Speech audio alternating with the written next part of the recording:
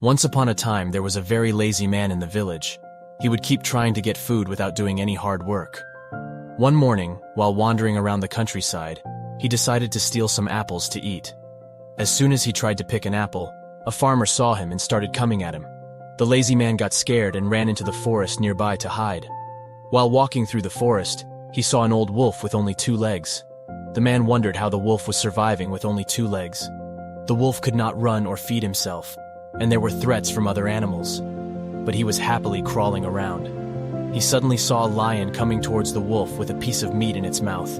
The lazy man climbed up the tree to save himself. But the wolf stayed because he could not run away. But the man's eyes were on stalks as he saw the lion left a piece of meat for the wolf to eat. The lazy man felt happy seeing God's play. He started to think that God always has a plan set to take care of his creations. Then he believed that God must have something planned for him too.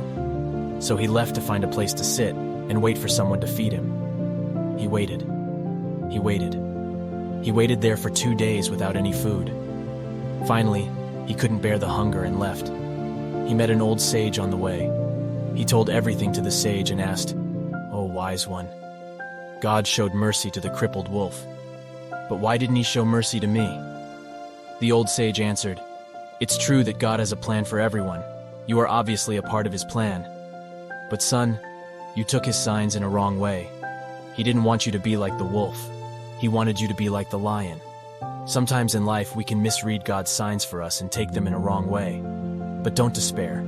Maybe contemplate about your life so far and think about what God's signs you have possibly misread in your life. I hope this story could shine a light on the more happier and more successful path that you can take in life.